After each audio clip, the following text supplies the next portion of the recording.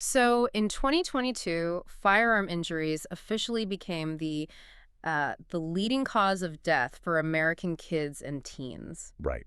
Which is just a staggering statistic to wrap your head around. It really is. I mean, it completely shifts the context of everything. Yeah. So imagine you're just, scrolling your feed this morning and you see this bold headline announcing that an entire Western nation, Poland in this case, is rolling out mandatory firearms training in their public schools. Oh, man. Yeah. Yeah, I can already picture the comment section. Exactly. For the average American reading that, the reaction is it's completely visceral and it's entirely binary, right? Totally. Like half the country immediately applauds it. They see it as this huge victory for self-reliance and grit. And the other half, well, they absolutely panic, seeing it as some kind of dystopian nightmare. Yeah, but the fascinating thing is, when you actually read past that explosive, bold print, that simple binary reaction totally shatters. It completely falls apart. Right.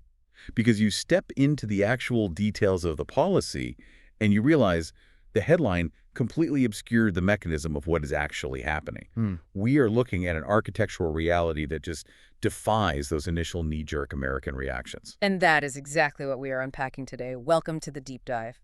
Our mission, as always, is to take a dense stack of sources and extract those critical, clarifying details so, you can be the most well-informed person in the room. That's right. Saving you time and getting straight to the core of it. Exactly.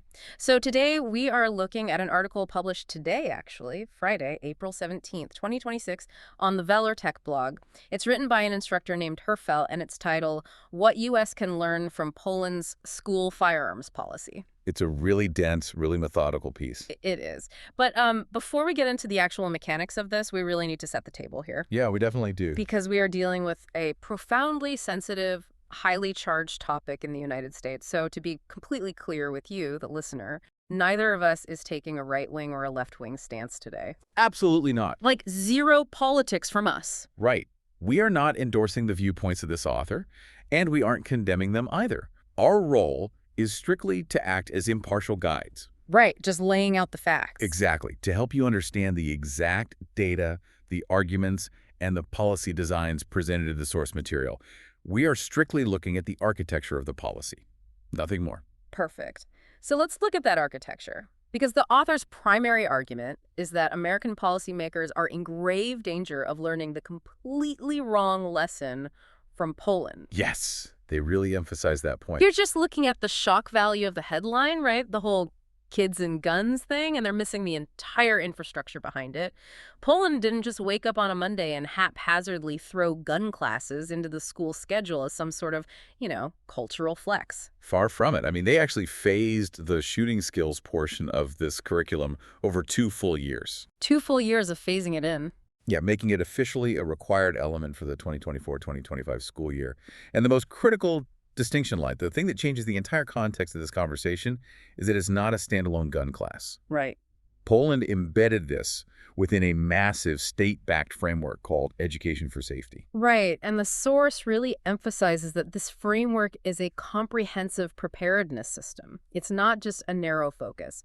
It covers first aid, civil defense, rescue skills, emergency behavior, and even wartime readiness. It's a massive umbrella. And within that umbrella, they separate the training very, very strictly by age. The developmental tiering is essential to their success. I mean, in primary school, the curriculum doesn't involve shooting at all. Zero shooting. Zero.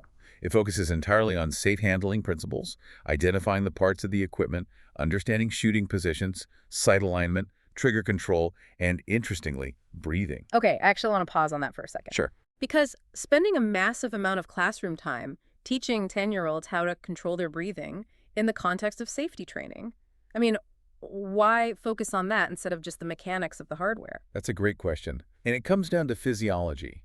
Because neurologically, controlling your breathing is the absolute first step in panic control during any crisis. Oh, interesting. Yeah, it isn't just about steadying your hands to hit a paper target.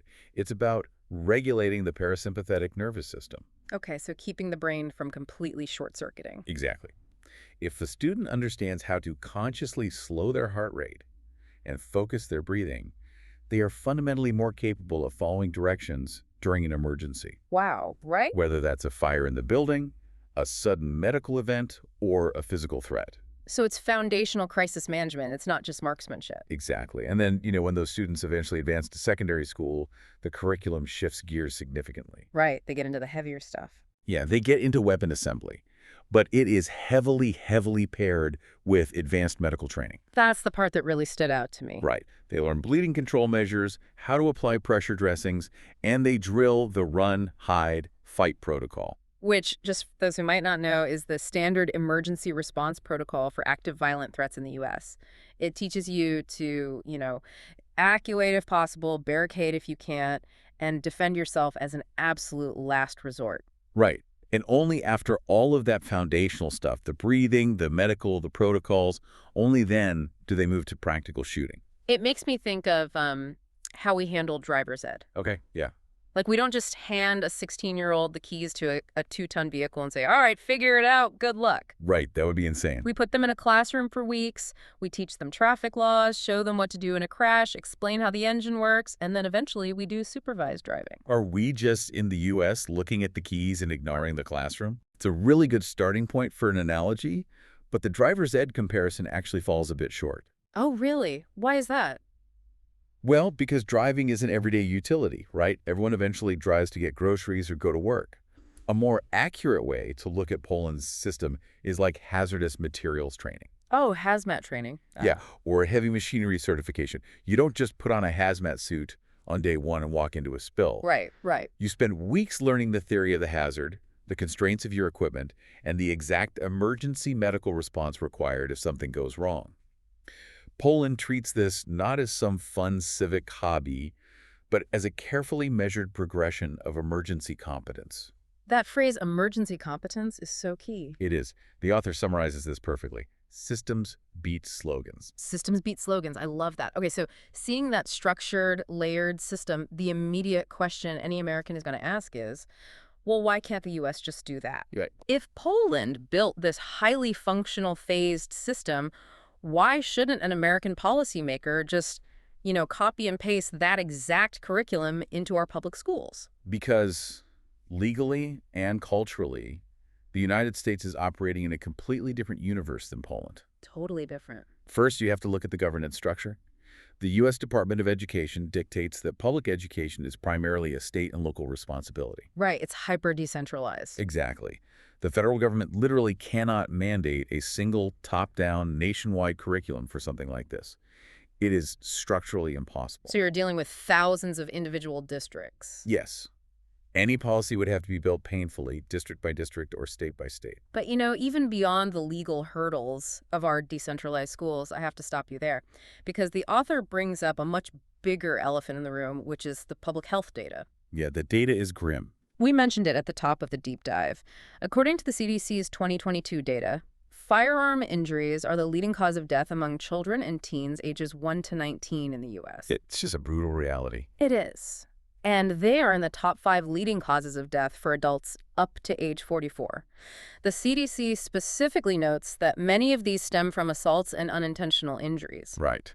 So if I am a parent, right, and I'm sitting at my local PTA meeting on a Tuesday night, and you propose bringing firearms into the school building, that sounds completely insane. Oh, absolutely. How does the author possibly justify putting the leading cause of child mortality into an educational environment? I mean, to a lot of people, it sounds like pouring gasoline on a fire. The author doesn't dismiss that fear at all. In fact, they actually center the entire U.S. strategy around it. No, really? Yes. Because of those specific CDC statistics, the psychological and legislative burden of proof on an American school board is astronomical compared to Poland. The burden of proof is just sky high. Exactly. In the U.S., you cannot justify this kind of policy with nostalgia.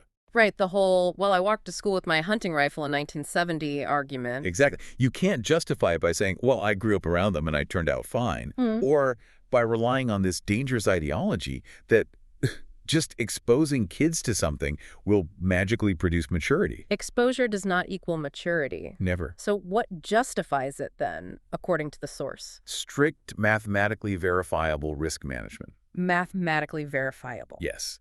The author's point is that any program introduced into an American school cannot have the goal of normalizing guns earlier. That's a non-starter. Okay. The only acceptable goal is to normalize disciplined preparedness earlier. Normalized discipline preparedness, that's a huge distinction. Huge. If a proposed program doesn't explicitly guarantee better supervision, strengthen safety behaviors, and measurably increase the emergency competence of the students, it has absolutely no place in the American school system, period. Wow. Okay, so we can't do a national mandate. And the risk threshold for local districts is, as we said, sky high. So how does a local school board even begin to approach this without getting tied up in endless litigation or just massive public outrage? Well, the author actually lays out a blueprint for this. Right, the 4 design principles. Exactly. 4 design principles that U.S. districts can pull directly from Poland's architecture. Let's walk through those. Sure. The first principle goes right back to that education for safety framework we discussed earlier. Yeah. Structurally, any familiarity training must live inside a public safety or emergency preparedness class. It has to be contextualized. Right. It cannot be a free-floating elective detached from medical education. If an American district wants to implement this, it has to be fundamentally tied to learning CPR, applying tourniquets, and crisis behavior. Which naturally leads to the second principle, right? The developmental gap. Yes. Age tiering is mandatory. Because you cannot expose a first grader and a high school senior to the exact same crisis training. No, that would be incredibly damaging. The curriculum has to be deeply, deeply age-tiered. Makes total sense. But here's the thing. While curriculum is a major hurdle, the biggest practical obstacle for a U.S. school isn't just what to teach. It's the lawyers, isn't it? It's liability, Okay. absolutely. How do you actually run a practical program without the insurance premiums completely bankrupting the school district? And this is where the author's observations on Poland's operations get really interesting to me. Because Poland relies heavily on simulation. Yes, very heavily. The source notes they use virtual ranges, laser setups, pneumatic weapons, and ASG replicas. Right. And just to clarify those terms for a second for the listeners, pneumatic weapons are essentially high-end air rifles that use compressed gas, right? Yeah, exactly. And ASG stands for airsoft guns, which shoot plastic projectiles. So, wait, they aren't actually going to a live fire range on the high school campus? For the vast majority of the training, no. They are utilizing tools that simulate the weight, the mechanics, and the operations without the lethal risk. Wait, that almost sounds exactly like how we train commercial airline pilots. That's actually a brilliant comparison. Yeah, because we don't take a rookie pilot, put them in a 747 with 300 passengers, and say, let's see how you handle engine failure over the Atlantic. Right. We put them in a multi-million-dollar flight simulator. They can learn the incredibly complex systems, they can make catastrophic mistakes, and they build all that necessary muscle memory in a zero-risk environment. Exactly. Are schools essentially doing the same thing to bypass the liability of real equipment? It's not just bypassing liability, though. It is actively respecting the reality of the American legal landscape. What do you mean by that? Well, in the U.S., public concern and infrastructure capabilities vary wildly from one town to the next. Building a literal live fire range on a high school campus would be an infrastructure nightmare. Oh, the zoning alone. The zoning, the lead abatement, the noise, it's an insurance impossibility for 99% of districts. Ah. So simulation is not some political compromise. It's not a concession to weakness, which is how some critics frame it. Yeah. It is a highly serious, highly effective training tool. It solves the massive infrastructure hurdle while still allowing students to physically learn the mechanics of safety. That makes so much sense. But even with simulation, you still have to manage the people who are actually running it. Oh, yes. Yeah. The instructors. Which brings us to the final piece of the blueprint, institutional mandates. You can't just have a vague policy that says, teach gun safety on Tuesdays. Vague mandates create absolute chaos, especially in a decentralized education system like ours. You must have written ironclad standards before a single class begins. What does that look like in practice? It means strictly defined rules for medical coverage during training. It means strict supervision ratios and independent auditing requirements to make sure the program is actually doing what it claims to do. And that leads us to what is probably the most uncomfortable truth in this entire article. Oh, definitely. The culture clash. Exactly. We've talked about the curriculum, the legal hurdles, the liability, and the simulation tech. But who is actually standing at the front of the classroom? That is the million-dollar question. Because the author takes a really harsh look at the massive gap between American hobbyist culture and true institutional professional readiness. The critique here is absolutely ruthless Yeah. and necessary. Yeah. The article states plainly that having a massive social media following or possessing a strong, charismatic personality or simply claiming, hey, I've been around these things my whole life, that absolutely does not qualify someone to teach this subject to children in a school environment. Not even close. It makes total sense when you think about the insurance and liability mechanisms we just talked about. I Yeah. mean, if a high school wants to hire a swimming coach, they don't hire a guy just because he goes to the beach every weekend and runs a really popular surfing vlog. Right. I love the water. Hire me. Exactly. They hire the person who has their CPR certification up to date, their official lifeguard training, and who fundamentally understands strict pool protocols. Yes. The underwriter for the school's insurance policy doesn't care about the teacher's weekend hobbies. They care about verifiable professional standards. That is the perfect way to look at it.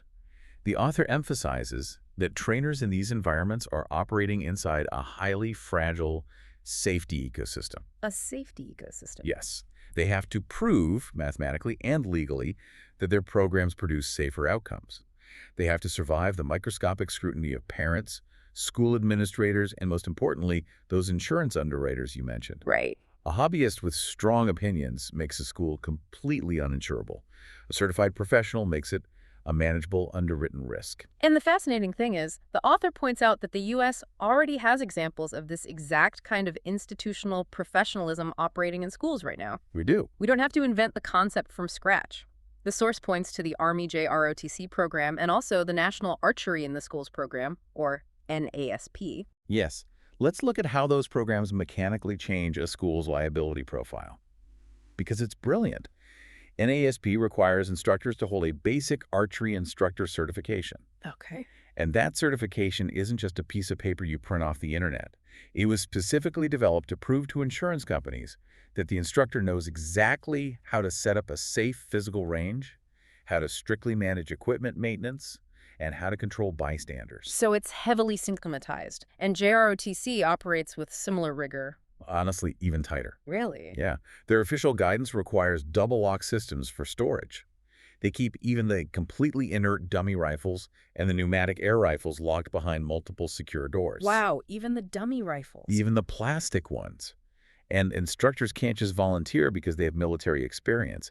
They have to pass the rigorous JROTC marksmanship instructor course, Which proves what? which explicitly covers how to organize a program and conduct training without introducing any negligence. So the infrastructure for strict safety certifications already exists in American youth programs. It's already there. The author is just arguing that if any school district wants to touch firearms familiarization, they have to adopt that exact same level of institutional rigor. No loose anecdotes dressed up as doctrine. Precisely. The future of any legitimate training in this space belongs entirely to discipline oversight. If a program cannot document its standards and manage risk at a professional level, it will simply not survive the American legal system. Man, we have covered a massive amount of ground today, and it really fundamentally shifts the way you process a news story. It really does. It's night and day. We started with what looked like a wildly provocative binary headline about Poland arming schools. But by digging into the architecture, we saw the reality, a carefully phased 2-year rollout of an education for safety curriculum. Right. We unpacked the psychological weight of the CDC data that makes copying Poland impossible, and we explored how American schools could hypothetically use simulation and strict certification to manage their astronomical liability. When you look at the brutal bottom line from the source material, it's quite clear. America does not need to import Poland's provocative headline. No. We need to study their architectural discipline. The standard for U.S. policymakers should be entirely ruthless. Ruthless in what way? If a youth program makes students measurably safer, better supervised, more medically prepared, and holds instructors strictly accountable, then it deserves a look.